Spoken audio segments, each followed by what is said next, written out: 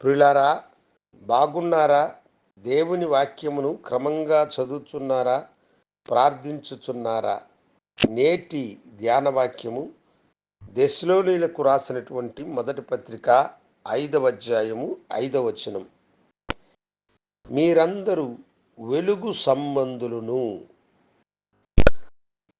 భక్తుడైన పౌలు ఇక్కడ మనలను ఉద్దేశించి చెప్తున్నాడు, మీరందరూ వెలుగు సంబంధులు. మనము పగటి వారమంట, రాత్రుల్లో ఉన్నవారి వలె కాకుండా చీకటిలో నడిచే వాళ్ళంగా మనం ఉండకుండా మనము వెలుగు సంబంధులమైన మనుషులు అని అంటారు. పాపులు చీకటిని వాంఛిస్తూ ఉంటారు. దొంగ ఎప్పుడు చీకటి పడుతుందా, చీకటిలో దొంగతనము చేయవచ్చా అని అనుకుంటూ ఉంటాడు. వ్యభిచారి ఎప్పుడు చీకటి పడుతుందా అప్పుడు తాను వ్యభిచారము చేయవచ్చు అని అనుకుంటాడు. దుర్మార్గులకు, పాపులకు చీకటి అంటే ప్రేమ. అయితే మనము చీకటి సంబంధులము కాదు, మనము వెలుగు సంబంధులమైన వారు. వెలుగులో నడిచే ప్రతి వారు కూడా మర్యాదగాను సక్రమంగాను నడుచుకోవాలని అనుకుంటారు. వెలుగు దేనిని మరుగుపరచదు. వెలుగు అన్నిటినీ మనుషులు చూచున్నట్లుగా చేస్తుంది. మనము పగటి వారము వెలుగు సంబంధులము కనుక మన ప్రభు అయిన యేసు ఈ లోకమునకు వెలుగు. ఆయన వలె మనము కూడా వెలుగు సంబంధులమైన మనుషులముగా మనుషులందరికీ మేలు చేయు వారమై ఉండాలి. చీకటి మనిషికి భయమును కలుగు చేస్తుంది.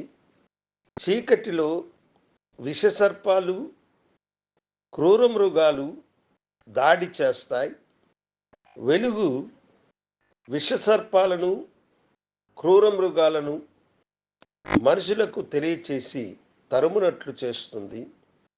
చీకటి పాపాన్ని ప్రేరేపిస్తుంది.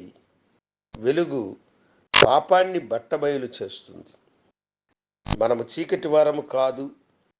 మన లోకరక్షకుడైనటువంటి యేసు చీకటిలో ఉన్నటువంటి ఈ ప్రపంచమునకు వెలుగునివ్వడానికి వచ్చినవాడు. ఆయన వెలుగు చేత ఈ లోకము నింపబడి సువార్త అనేటువంటి ప్రకాశపు వెలుగు చీకటిలో ఉన్న ప్రజల మీద ప్రసూరింపబడినప్పుడు అనేకులు రక్షణ మార్గమును కనుగొని అందులో ప్రవేశించే భాగ్యమును అనుగ్రహించినాడు.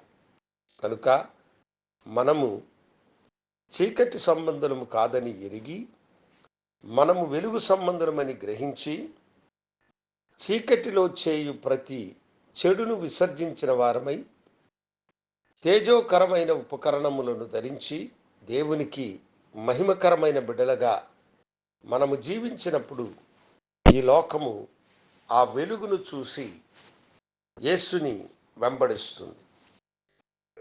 అప్పట్లో సముద్రములో ప్రయాణము చేసేటువంటి ఓడలు రేవుని కనుగోవడానికి లైట్ హౌస్ని నిర్మించారు. దాని మీద ఒక పెద్ద జ్యోతి వెలుగుతూ 4 వైపులా తన వెలుగు కిరణాలను ప్రసురింపచేస్తుంది.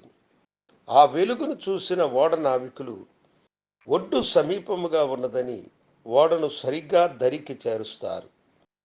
అలాగనే చీకటిలో ప్రయాణించేటువంటి ఈ లోక వాసులకు క్రీస్తు అన్నటువంటిని దరిని చూపవలసిన బాధ్యత, భారము మన మీద ఉన్నది. ఎందుకంటే మనము వెలుగు సంబంధులము. వెలుగు సంబంధులముగా మనము దేవునికి అనుకూలమైన జీవితాన్ని జీవించుదాం. ప్రభు మిమ్మలను దీవించునుగాక. గనుడా, మీకు వందనాలు.